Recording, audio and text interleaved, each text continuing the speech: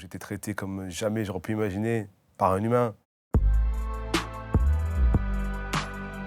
Je prends énormément l'avion. En une année, je peux la prendre au moins, je sais pas, une centaine de fois. J'ai jamais eu de problème. Et là, d'un coup, j'ai eu un problème. Le monsieur, il a décidé qu'il voulait m'embêter parce que j'avais une prothèse et je lui ai expliqué ce que c'était qu'une prothèse. Et lui, il était, oh bon, c'est quoi une prothèse? Une prothèse, c'est quelque chose qui n'appartient pas à un corps humain. C'est du carbone, c'est du fer. Donc, du coup, quand on passe au portique, ça sonne. J'ai dû faire la théorie de qu'est-ce que c'était une prothèse. Donc, je me dis, en tant que client, ce n'est pas normal d'expliquer à un steward qu'est-ce qu'une prothèse. Normalement, il est censé être formé, il est censé savoir tout ça.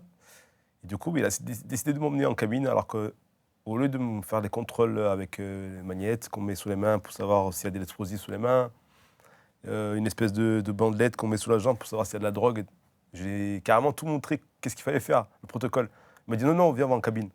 Et en plus de ça, j'étais pressé, j'ai mon avion qui allait partir. Donc, du coup, on va en cabine. Alors que normalement, le protocole n'a pas été respecté. C'est d'abord, tu me fouilles, tu regardes si j'ai pas d'explosif ou de la drogue sur moi. Et après, s'il y a des choses qui sont suspectes, on appelle la PAF, c'est la police des frontières. Et c'est pas son devoir à lui de faire ça. Lui, il a voulu tout faire. Donc du coup, ce monsieur-là, il a décidé de m'emmener dans une cabine. Et le pire, c'est que j'ai déjà été dans une cabine. Mais là, il s'est retrouvé à croiser les bras comme ça, il m'a regardé. Et là, il me dit, baisse ton pantalon.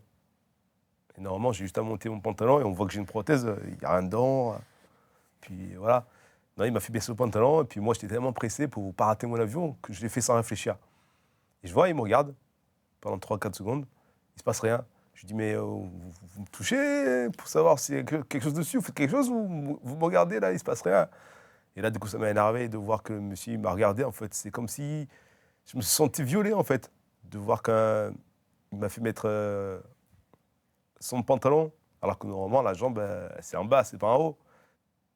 Il a dû voir que j'étais gêné et assez mal à l'aise de voir que je me baisse mon pantalon. C'est rare que je baisse mon pantalon, surtout devant un homme. Et même pas, il s'est dit, désolé, je comprends votre gêne et tout ça, mais je fais que mon travail, vous inquiétez pas, ça va bien se passer. Il m'a même pas rassuré. Je vais souvent aux États-Unis, à Dubaï, il n'y a pas ces problèmes-là. Je me dis, mais attends, pourquoi chez nous, on a des problèmes comme ça? Alors que normalement, la génération, elle progresse, la sécurité, elle est formée. Je comprends pas, je comprends pas. Et en plus de ça, il y a du manque de respect, en fait. C'est même pas...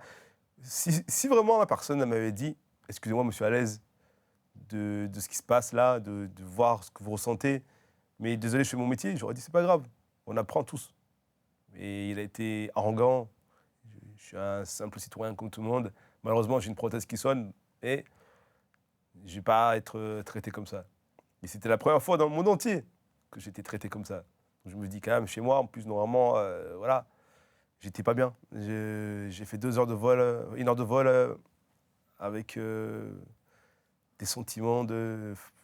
Je me sentais perdu. Enfin, je me demandais comment c'était possible d'en arriver là. Et ça me mangeait au fond de moi, en fait. Mon sponsor, ils ont vu que j'étais pas bien. J'ai dû leur expliquer ce qui s'est passé. Et puis finalement, avec mon attaché de presse, elle m'a dit, faut qu'on en parle sur les médias parce que c'est assez grave ce qui s'est passé. Même ma médaille au championnat d'Europe 4-5 mois avant, ça n'a pas fait autant de bruit. Limite, oh, c'est cool. Mais là, tous les journalistes m'ont appelé, tous les gens m'ont appelé, tous les gens m'ont soutenu, m'ont encouragé. Surtout, ce qui m'a énormément touché, pour moi, j'ai vécu pire dans ma vie, donc je ne vais pas m'arrêter là-dessus.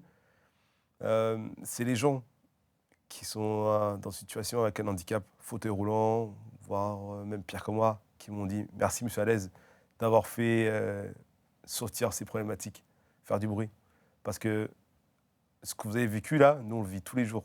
On a même vécu pire. Et aujourd'hui, quand j'arrive à l'aéroport de Nice, je suis accueilli comme un roi, comme une star. Donc j'ai bien fait d'en parler parce que aujourd'hui, ça change. Aujourd'hui, carrément, on me demande la permission si on peut me toucher. Monsieur Alaise, puis-je vous toucher? S'il y a un problème, vous dites... Mais ça m'empêche de me dire qu'il faut en parler pour en arriver là, ou alors il faut faire du bruit pour en arriver là. Moi, je suis quelqu'un de très discret de base. Mais quand il s'agit de voir cette problématique sur la différence, sur le racisme, sur le handicap, ça me touche énormément. Et moi, pour moi, je me considère comme un ambassadeur de la vie. J'ai envie de changer les choses. Et forcément, il n'y a que les gens comme moi qui ont connu beaucoup de choses qui peuvent changer les choses. Donc c'est mon devoir, c'est ma mission. Et si aujourd'hui les choses ont changé, je suis fier de me dire que j'ai bien fait d'en parler et que les enfants ou les adultes qui ont vécu ce que j'ai vécu, c'est plus le cas, voilà, je suis fier. Mais ma route elle continue et jusqu'au jour où je réussirai à changer tout ça.